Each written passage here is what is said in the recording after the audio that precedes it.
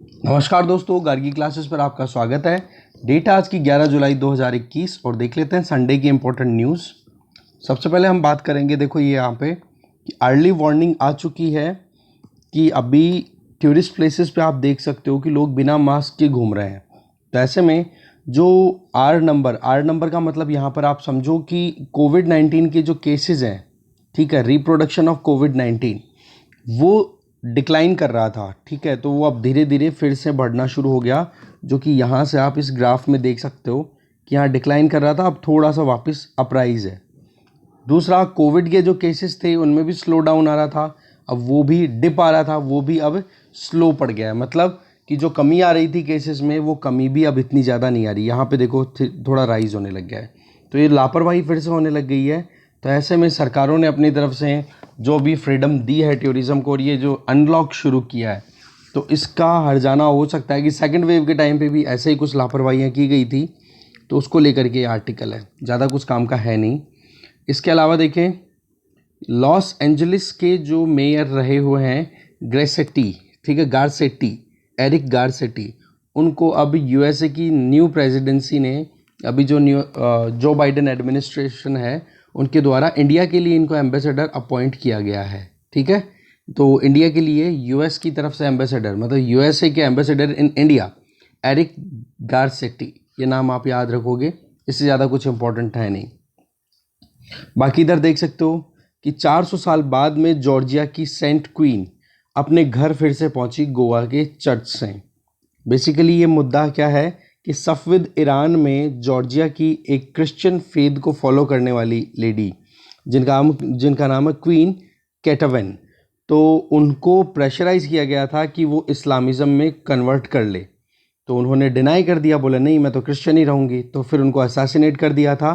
फिर उसके बाद में इनके जो रिमेन्स थे, इनकी बॉडी के रेलिक्स थे, वो गोवा चर्च में थे। तो वहाँ से अब वो जॉर्जिया में हमारे जो external affair minister S Jaishankar ji गए, तो वहाँ पर हैंड ओवर किया है उनको, ठीक है। इससे ज़्यादा कुछ इंपॉर्टेंट है नहीं। बाकी आगे देखते हैं।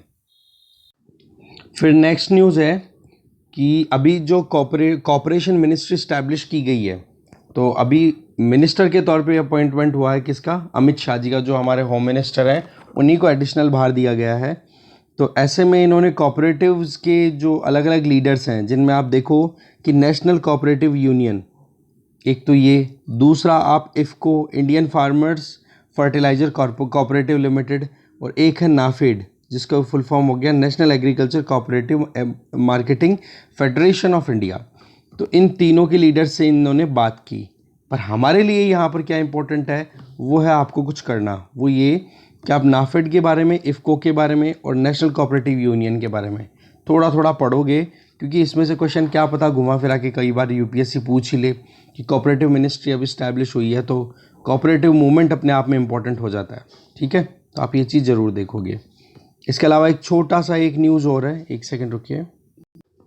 कोवैक्सीन को एमरजेंसी लिस्टिंग के अंदर अभी एंट्री मिल सकती है। डब्ल्यूएचओ की जो इमरजेंसी यूसेज वाली जो लिस्ट है, ठीक है, उसमें एंट्री मिल सकती है, पर 4 से 6 वीक्स लगेंगे। तो एक तो ये बात हो गई, कोवैक्सीन भारत बायोटेक के द्वारा जो डेवलप की जा रही है, फुली इंडिजीनस, ओके। दूसरा यहाँ पर हमारे लिए इम्पोर्टेंट क्या हो जाती है कि डब्ल्यूएचओ में चीफ साइंटिस्ट अभी कौन है, वो है सौम्या स्वामीनाथन, ये इंडिया से ही है, ठीक है। एम एस स्वामीनाथन की बेटी है, जहाँ तक मुझे ध्यान आ रहा है। तो सौम्या स्वामीनाथन, तो ये नाम आप ये जरूर ध्यान रखोगे, डब्ल्यूएचओ की चीफ साइंटिस्ट के तौर पे ये काम कर रही हैं अभी। और बाकी डब्ल्यूएचओ का जो एमरजेंसी यूज़ लिस्ट है, उसमें अब देखो कोवैक्सीन को एंट्री मिलने के चांसेस पूरे बन गए हैं, पर 5 से 6 वीक और लगेंगे, ठीक है। आगे चलते हैं। फिर आ गए हम इकोनॉमी पेज पे। देखो, जो बाइडेन ने अभी एक एग्जीक्यूटिव ऑर्डर फाइनलाइज कर दिया, साइन कर दिया है, जिसमें मेन जो टारगेट है वो है कि कैसे भी करके कंपटीशन को प्रमोट किया जाए सभी सेक्टर्स में। ये अपने आप में क्रैक डाउन कंसिडर किया जा रहा है बड़ी जो टेक्नोलॉजी कंपनीज़ हैं, जैसे गूगल, अमेज़ॉन, इनके बारे में। इससे एक इंडिया को भी हिंट मिल रहा है कि अब आगे इंडिया भी अपनी तरफ से कंपटीशन को प्रमोट करने के लिए इन बड़ी कंपनियों के खिलाफ में जो एक मुहिम चल रही है, जिसमें लगातार ये कंपनियां यूज़र्स के डेटा को यूज़ करती हैं अपने हिसाब से, और इनके अलावा दूसरा कोई ऑप्शन ही नहीं दिखाई देता यूज़र्स को तो बोले ये तो एक मार्केट इकोनॉमी के लिए बहुत ज़्यादा परेशानी का कारण हो जाएगा। जो यूएसए के प्रेसिडेंट जो बाइडेन का स्टेटमेंट है, capitalism without competition isn't capitalism, it's exploitation. ये कोट आप लिख सकते हो कभी भी, कैपिटलिज्म, मार्केट फोर्स, या फिर कहीं पर भी आपको ये मोनोपोली के ऊपर कुछ लिखना हो तो capitalism without competition isn't capitalism, capitalism नहीं होता है। कैपिटलिज्म में तो आप मार्केट फोर्स को फ्री एंड छोड़ दो, जहाँ पे कंपटीशन होता है। कंपटीशन से आपको क्वालिटी भी अच्छी मिलती है, कंज्यूमर वेलफेयर भी होती है। अगर किन्हीं 2-3 कंपनियों की अगर वहाँ पर लगातार आप कहोगे कि कंपटीशन है ही नहीं वहाँ पे, और कोई 2-3 कंपनियों की पकड़ बनी हुई है, तो बोलो फिर वो तो कंपनियां एक्सप्लॉइटेशन करना शुरू कर देंगी, उनमें कंपटीशन नहीं होगा, फिर वो तो शोषण करना शुरू कर देंगे। तो ये जो बाइडेन ने अपनी तरफ से ये बात कही है। नए ऑर्डर्स हैं, ये डिसाइसिव पॉलिसी स्टेप बताए जा रहे हैं, जिसमें बड़ी टेक्नोलॉजी कंपनीज़ को टारगेट किया जा रहा है। और 2 बड़ी टेक्नोलॉजी, मतलब आप कहोगे कि इसमें जो मेन जो 2 लीडर हैं जिन्होंने इसको पुश किया है इस पूरे मुद्दे को, एक तो है लीना खान, ठीक है, और दूसरे हैं यहाँ पर टिम वू। इन दोनों इंडिविजुअल्स ने जो बाइडेन को पुश किया है कि कैसे भी करके हमें ये एंटी कंपटीशन या फिर एंटी कॉम्पिटिटिव जो स्टांस या जो भी कदम उठाए जाते हैं इन बड़ी कंपनियों के द्वारा, बोलो उसको हमें ख़त्म करना है। तो ये एग्जीक्यूटिव ऑर्डर है, इसमें 72 एक्शंस रजिस्टर्ड हैं, सजेशंस भी हैं, जिसमें आप देखोगे फेडरल एजेंसीज़ को काम करने के लिए वहाँ पर पावर भी दी जा रही है, तो उनको गाइडलाइन भी दी जा रही है, ठीक है।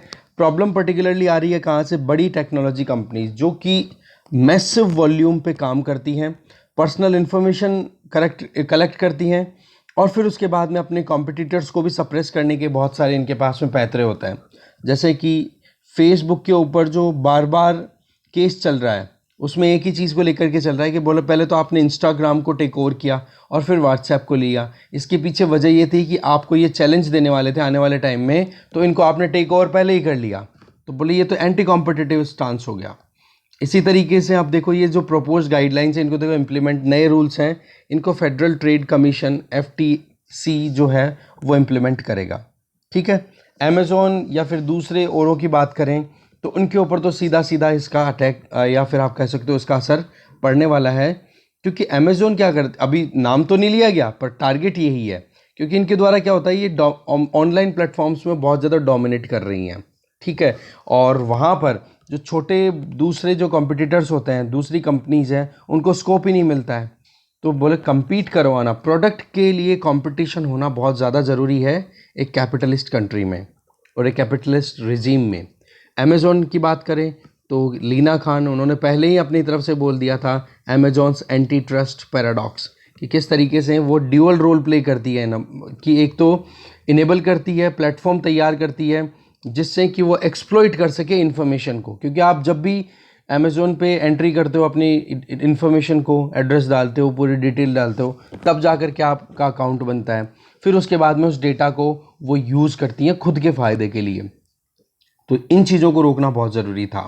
तो ये चीज़ है मेन। तो बाकी तो देखो scrutiny of the tech merger, अब कोई बड़ी कंपनियों का अगर मर्जर होगा तो भी अच्छे से स्क्रूटिनाइज़ किया जाएगा। जैसे मैंने आपको बताया था अभी कि फेसबुक का, इंस्टाग्राम का, फेसबुक का, व्हाट्सएप का, ये एक एग्जांपल है। बाकी और भी बहुत सारी बड़ी कंपनीज ऐसी हैं जो कि ऑनलाइन प्लेटफॉर्म्स को मर्ज करती रहती हैं। अभी लेटेस्ट ही देखो ना यार, अब ये जो क्या नाम है, हमारे इंडिया की बात कर लो, जैसे अनअकैडमी है, ये टेक ओवर पे टेक ओवर करती जा रही है। तो उसमें एक बहुत बड़ा मुद्दा आता है कि आप कंपटीशन को क्यों सप्रेस कर रहे हो, ठीक है।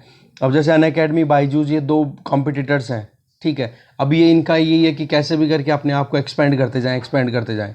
तो ऐसे में फिर बाद में जो छोटी कंपनीज हैं, छोटी क्लासेस जो कंडक्ट कराना चाहते हैं, उन लोगों की अपॉर्चुनिटी रुक जाती है। यही चीज़ आप वहाँ पर अमेज़ॉन पे, गूगल पे, इन पे अप्लाई कर सकते हो। या फिर वॉलमार्ट की बात कर लो, वॉलमार्ट में हमारे यहाँ पे फ्लिपकार्ट के अंदर वॉलमार्ट के सबसे ज़्यादा शेयर्स हैं, ओके। इसके अलावा आप देखें, 1 सेकेंड, इंडिया जैसे कंट्रीज़ के लिए भी इसके देखो इम्पैक्ट्स हैं सीधे सीधे। जैसे गूगल और अमेज़ॉन हमारे यहाँ पर देखो मेन मार्केट को पकड़ के बैठी हुई कंपनीज़ हैं। तो ऐसे में कंपटीशन कमीशन ऑफ इंडिया ने गूगल के अगेंस्ट में एक वर्डिक्ट दिया था, जिसमें ये कहा, जो कि हमारे यहाँ पर कंपटीशन को प्रमोट करवाने का काम करता है, कि हेल्दी मार्केट इकोनॉमी काम करे। तो इसके लिए competition commission of India establish किया हुआ था। इसके बारे में आपने पढ़ लिया होगा, रिवाइज कर लेना, या फिर अगर क्लिक हो गया दैट्स गुड।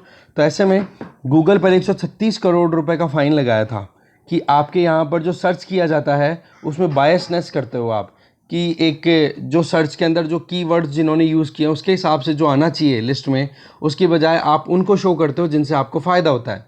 तो बायसनेस गूगल दिखाता है जब भी कोई सर्च किया जाता है। तो ऐसे में 136 करोड़ रुपए का फ़ाइन लगाया था। पर हमारे यहाँ पर फिर जब national company law appellate tribunal NCLT के पास में ये केस गया तो उन्होंने फिर बाद में इसको फ़ाइन को कैंसिल कर दिया, बोले कि ये आप गलत कर रहे हो, ये चीज़ ठीक नहीं है।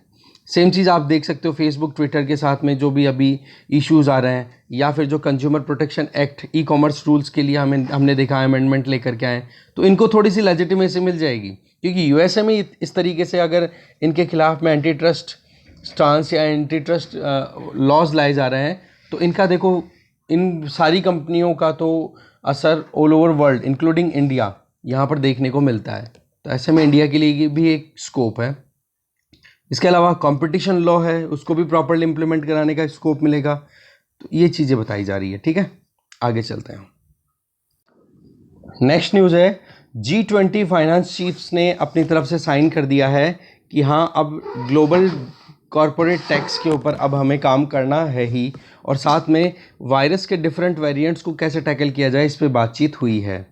ठीक है, तो पिछले 8 सालों से इस मैटर पे बातचीत चल रही है और फाइनली एक कंक्लूजन पे पहुंचे हैं कि अक्टूबर में जब G20 के लीडर्स की मीटिंग होगी, रोम में ही होगी, इटली की कैपिटल रोम में, तो वहाँ पर फाइनल कर दिया जाएगा इस टैक्स इशू को। अभी तक जो फाइनेंस चीफ्स हैं, जैसे कि फाइनेंस मिनिस्टर हमारी तरफ से निर्मला सीतारमन जी ने पार्टिसिपेट किया, बाकी सब जो काउंटर पार्ट्स थे उन्होंने भी पार्टिसिपेट किया। तो पॉइंट क्या है कि G20 जो कि लार्ज 20 इकोनॉमीज़ का एक ग्रुप है, उन्होंने इस चीज़ को एंडोर्स किया है, अप्रूवल दिया है कि अब हमें कैसे भी करके मल्टीनेशनल कंपनीज़ जो हैं वो पैसा तो कमाती हैं बड़े कंट्रीज से, और फिर बाद में वो अपना पैसा और प्रॉफिट को शिफ्ट कर देती है कहाँ पर, लो टैक्स हेवन्स में। तो ऐसे में उन कंपनियों के ऊपर लगाम लगाना, इसके लिए ग्लोबल कॉरपोरेट टैक्स जो कि 15% के लगभग फाइनल हो रहा है।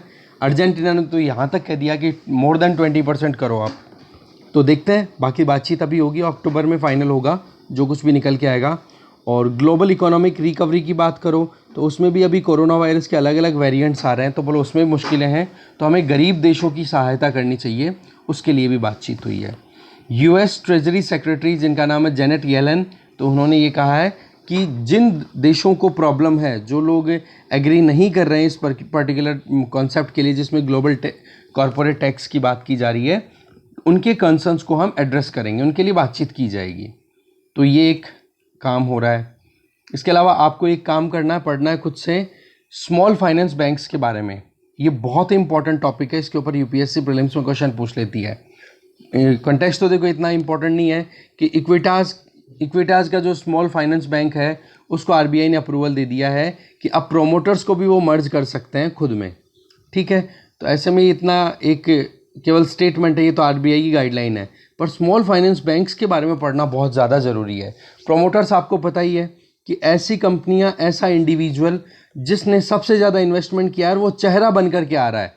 ठीक है, जैसे अभी मान लो कि एयरटेल की बात करो, एयरटेल में कोई इंडिविजुअल है जिस एयरटेल का खुद का अभी वो चल रहा है, स्मॉल बैंक है वैसे तो, ठीक है, या फिर एयू स्मॉल बैंक की बात कर लें, तो उन्होंने क्या किया है कि एयू फाइनेंस करके पहले एक यहाँ पर एजेंसी चलती थी जयपुर में, मैं आपको बता देता हूँ एक एग्जांपल कैसे होता है काम। एयू फाइनेंस करके एक पहले बैंक वो चलता था, एक क्रेडिट कोऑपरेटिव सोसाइटी टाइप ही मानो इनको। तो ऐसे इनका बैंकिंग में बहुत हद तक, फाइनेंस में बहुत इन्वॉल्वमेंट रहा इनका कई सालों से। फिर उसके बाद में इन्होंने अपना एप्लीकेशन डाल दिया आरबीआई के सामने कि हमें लाइसेंस दे दो, तो एयू फाइनेंस तो कन्वर्ट हो गया, अपनी खुद का नाम इन्होंने रख लिया बैंक का, तो एयू बैंक, ठीक, एयू फाइनेंस बैंक के नाम से। और दूसरी तरफ ये एयू जो फाइनेंस चल रहा था, जो क्रेडिट कोऑपरेटिव सोसाइटी थी, इसको कन्वर्ट करके इन्होंने कर दिया आवास फाइनेंस। ठीक है, तो ये दो एंटिटीज हो गई। अब ये एयू क्या हो गया, यहाँ पर ये एयू फाइनेंस वाले क्या हो गए, इस एयू बैंक के लिए प्रोमोटर्स।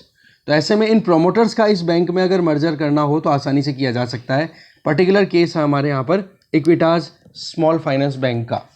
ठीक है, और बाकी G20 कंट्रीज से हमारे फाइनेंस मिनिस्टर ने ये कहा है कि हमारा जो रिकवरी प्लान है, अभी कोविड के चलते भी और क्लाइमेट भी हमारे लिए एक थ्रेट है, इसको भी कंसिडर करने की ज़रूरत है बातचीत में। ऐसा नहीं कि आप एनवायरनमेंट को और क्लाइमेट को बिना कंसिडर किए अपनी इकोनॉमिक प्रोग्रेस को इंश्योर करो, तो वो फिर सस्टेनेबल नहीं रहेगी। ये चीज़ बताई जा रही है। फिर देखो एक छोटी सी न्यूज़ है, वो ये कि ब्रिटेन में अभी बैंक्स को जो गोल्ड क्लियरिंग करते हैं, देखो वर्ल्ड में ब्रिटेन मतलब लंदन एक ऐसा है, देखो यहाँ पे London is the world's biggest physical precious metal trading hub. World में सबसे ज़्यादा मेटल्स का लेन देन कहीं पे होता है ना, तो वो होता है लंदन में। तो ऐसे में बेसल 3 रूल्स, ये देखो बैंकिंग रेगुलेशन से रिलेटेड रूल्स हैं, जिनको अभी बेसल 3 रूल्स हैं, वो 2008 का जो सब प्राइम क्राइसिस आया था उसके बाद में रिलीज़ किया गया था। टारगेट क्या था कि अगर कहीं पर भी इंस्टेबिलिटी आए, जैसे कि कोई बैंक है मान लो, और वो बैंक लोन देता है और वो लोन डूबने के चांसेस भी हैं और आने के चांसेस भी हैं, ठीक है, तो वही हो गया रिस्क वेटेड एसेट की बात कर लो आप ओवरऑल। तो रिस्क अगर ज़्यादा है, क्योंकि बैंकों के लिए एसेट क्या होते हैं, लोन, और लाइबिलिटी क्या होती है, डिपॉजिट्स, कि लोगों ने पैसा बैंक में डाल दिया तो बैंक की अब जिम्मेदारी है कि लोगों के उस पैसे के ऊपर इंटरेस्ट पे करे। जबकि आप लोन की बात करो तो लोन क्या हो गया कि बैंक दूसरे लोगों को लोन देगा, बड़े बड़े बिजनेस हाउसेस को, किसके लिए, कि वो बड़े बिजनेस हाउसेस जो हैं वो लोन के इंटरेस्ट को पे करेंगे। तो ऐसे में बैंकों को क्या मिलेगा, पैसा मिलेगा। तो ऐसे में लोन तो होते हैं बैंकों के लिए एसेट और डिपॉजिट्स होते हैं बैंकों के लिए लाइबिलिटी। तो ऐसे में आप देख सकते हो कि ये जो लोन है इनमें रिस्क भी तो रहती है ना, कि कहीं फेल हो सकते हैं। तो जो रिस्क वेटेड एसेट्स हैं उनके पॉइंट ऑफ व्यू से कि भाई कितना लोन आपने दे रखा है मार्केट में, उसका एक पर्टिकुलर हिस्सा आपको अपने पास में बफर के तौर पे रखना पड़ेगा। ये चीज़ें बेसल में फिक्स की जाती हैं। और बेसल 3 नॉर्म्स जो आए थे वो 2008 के सब प्राइम क्राइसिस के बाद में, क्योंकि वहाँ पर 2008 में क्या हुआ था, बैंक्स ही फेल हुए थे, तो ये चीज़ की गई थी। तो ऐसे में अभी थोड़ा सा रिलैक्सेशन ब्रिटेन में तो देखो दिया गया है कि जो गोल्ड क्लियरिंग बैंक्स हैं, जो सोने का लेन देन करते हैं, तो उनके लिए तो बोल दिया कि आपको आपके ऊपर जो बेसल नॉर्म्स हैं उनको हम थोड़ा ईजी करते हैं, ठीक है। तो ऐसे में बैंक जो कि गोल्ड ट्रेड करते हैं लंदन में, उनको एग्जम्पशन मिलने के लिए वो अप्लाई कर सकते हैं, क्योंकि नॉर्म क्या है बेसल 3 के अकॉर्डिंग, टाइटर कैपिटल रूल्स, कि जितना आप गोल्ड में लेन देन कर रहे हो उसका एक बहुत बड़ा हिस्सा, एक सिग्निफिकेंट अमाउंट आपको अपने पास में रखना पड़ेगा। इसके पीछे वजह क्या है, इसके पीछे वजह यह है कि सेटलमेंट में कोई इशू ना आए, क्योंकि गोल्ड के पैसे वेरी करते रहते हैं, चेंज होते रहते हैं। तो जो वॉलेटिलिटी है उसको फिक्स करने के लिए नॉर्म्स थे, पर ब्रिटेन ने क्या कहा कि भाई आपको एग्जम्पशन मिल जाएगा, क्योंकि दबाव बन रहा था वहाँ पर।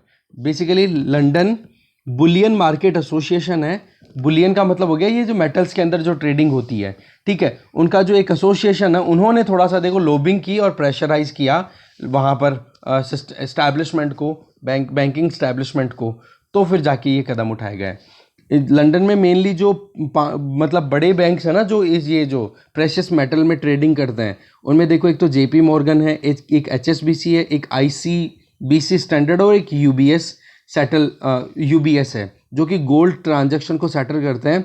एक दिन में लगभग $30 बिलियन का अमाउंट यहाँ पर ट्रांजैक्शन में आता है, ठीक है। और ये जो बेसल 3 के अंदर भी जो नॉर्म्स थे वो थे नेट स्टेबल फंडिंग रेशो, इसको थोड़ा सा रिलैक्स किया गया है। तो अब आपको बेसल नॉर्म्स के बारे में पढ़ना है। जैसे ही बेसल नॉर्म्स यूपीएससी आप सर्च करोगे तो आपको टॉप सर्च पे आप आराम से दृष्टि आईएएस का या अच्छा सा कोई सा आर्टिकल मिलेगा, उससे आप नोट मेकिंग कर लो, उनको आर्टिकल्स को अच्छे से पढ़ो, ठीक है। फिर देखो वर्ल्ड पेज पे इंडोनेशिया में केसेस बहुत आने लगे हैं कोविड के, और ऑक्सीजन शॉर्टेज के चलते लोग बहुत ज़्यादा परेशान हैं, जैसा कि हमने भी सेकेंड वेव के टाइम पे एक्सपीरियंस किया था। इसके अलावा आप यहाँ पे देखो तालिबान ने ये कहा है कि चाइना हमारा एक दोस्त है, और हम इस बात का विश्वास दिलाते हैं चाइना को कि उइगुर मुस्लिम्स का जो भी कैंपेन है, उइगुर मिलिटेंट्स का जो भी कैंपेन है, उसको हम हमारे यहाँ पर बिल्कुल भी ओपन नहीं होने देंगे।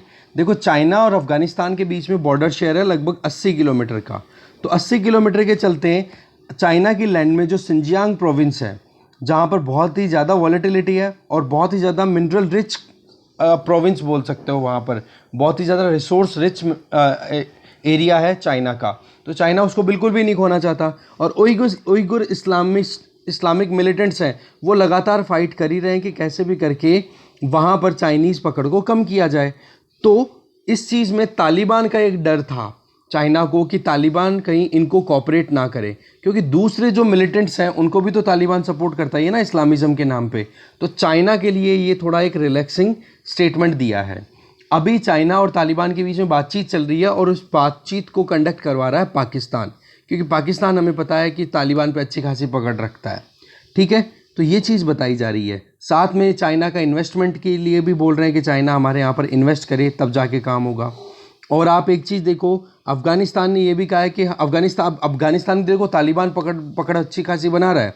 ठीक है, और तभी आप देखो धीरे धीरे अशरफ गनी अब्दुल्ला बिल्कुल वैनिश हो रहे हैं, अब नए ही चेहरे देखने को मिल रहे हैं। इसमें अफ़गानिस्तान में ये जो तालिबान लीडर्स हैं, जिनमें एक तो देखो मौलवी शहाबुद्दीन दिलावर और दूसरे का नाम है सोहिल शाहीन, ये इन इंडिविजुअल्स के फेस आपके सामने आने लग गए हैं।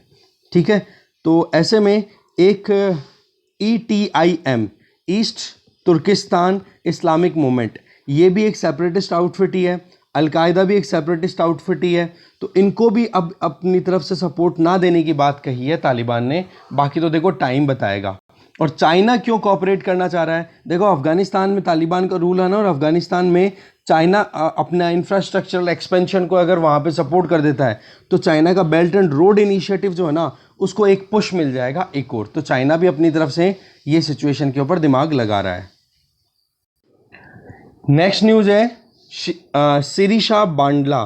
ठीक है, ये थर्ड इंडियन ओरिजिन वुमेन होंगी जो कि स्पेस में जाएंगी। ये एरोनॉटिकल इंजीनियर हैं। देखो इनका जन्म तो आंध्र प्रदेश के गुंटूर में हुआ था, फिर इनकी अपब्रिंगिंग जो हुई है वो वहाँ पर USA में हुई है। तो आप देखो कि ये थर्ड लेडी होंगी जो कि स्पेस मिशन में जा रही हैं। फर्स्ट तो देखो कल्पना चावला, जिनकी तो डेथ ही हो गई थी फिर जब वापस आ रहे थे तब, सुनीता विलियम्स आपको पता ही है, और थर्ड अब होगी सिरिशा बांडला। ये नाम आप याद रखोगे, बहुत ही इंपॉर्टेंट है ये अपने आप में एग्ज़ाम पॉइंट ऑफ व्यू से, जो छोटे एग्ज़ाम्स हैं उनके लिए। और ये जो मिशन जा रहा है इसका नाम है Virgin Galactic spaceship two Unity to make a journey, right. इसको यूनिटी 22 मिशन भी बोला जा रहा है, ये आप ध्यान रखें। ठीक है, यूनिटी 22 मिशन इससे एसोसिएटेड है। सिरिशा बांडला इंडियन ओरिजिन की है ये मैंने आपको पहले ही बता दिया। ठीक है, इनका जन्म देखो गुंटूर डिस्ट्रिक्ट ऑफ आंध्र प्रदेश में, और ह्यूस्टन टेक्सास में इनकी अपब्रिंगिंग हुई है पूरी। तो ऐसे में ये एरोनॉटिकल इंजीनियर हैं, थर्ड साइंटिस्ट हैं इंडियन ओरिजिन की, कि जो लेडी नाम आप जरूर देखना है ना, कल्पना चावला, सुनीता विलियम्स, और ये third one is Sirisha Bandla. हेती आपको पता ही है, कैरेबियन कंट्री एक, वहाँ पर अभी वहाँ के प्रेसिडेंट का असैसिनेशन हो गया था। तो ऐसे में हेती के इस्टेब्लिशमेंट ने डिमांड किया US ट्रूप से और यूनाइटेड नेशन से कि आप हमारे जो इम्पोर्टेंट इंस्टीट्यूशंस की जो इंफ्रास्ट्रक्चर है उनको प्रोटेक्ट करने के लिए आप अपने ट्रूप्स भेजो। ठीक है, जिससे कि हम जल्दी से जल्दी इलेक्शन करा करके थोड़ा सेटलमेंट कर लें, ये चीज़ बताई जा रही है। और देखो कुछ साइंटिस्ट ने ये कहा है कि कोविड-19 की जो लैब लीक थ्योरी है ना, कि लेबोरेटरी से लीक हुआ होगा, बोले उसके चांसेस कम है। हाँ, एनिमल टू मैन ये इन्फेक्शन होने के चांसेस ज़्यादा है। तो बाकी तो अभी फाइनल नहीं है, अभी केवल कयास ही लगाया जा रहा है।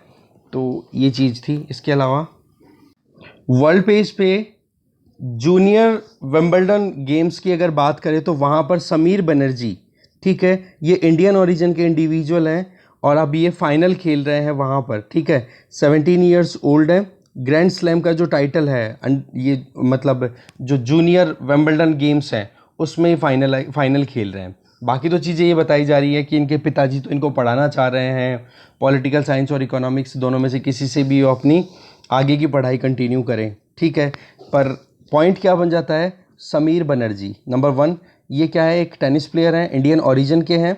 ठीक है, और जूनियर गेम्स खेलते हैं। ठीक है, ये चीज़ आप देख सकते हो, और विंबलडन का फाइनल खेल रहे हैं। और विंबलडन से ही रिलेटेड एक और इम्पॉर्टेंट सेगमेंट है, दैट इज़ बार्टी। यहाँ पे देख सकते हो बार्टी ने पिल्सकोवा को हराया है फाइनल मैच में विंबलडन के में, और अब वो टाइटल जीत चुकी हैं। ठीक है, अभी लेटेस्ट जो विनर है इनका नाम है बार्टी, ऐश बार्टी। ओके, और 2019 में इन्होंने देखो फ्रेंच भी जीता हुआ है। ओके, तो ये है मेन न्यूज़। बाकी तो देखो और कुछ इंपॉर्टेंट स्पोर्ट्स पे भी नहीं था, इधर भी फुटबॉल से रिलेटेड न्यूज़ है, इधर हाँ, राजस्थान के पंकज सिंह इन्होंने देखो क्रिकेट से रिटायरमेंट ले लिया है।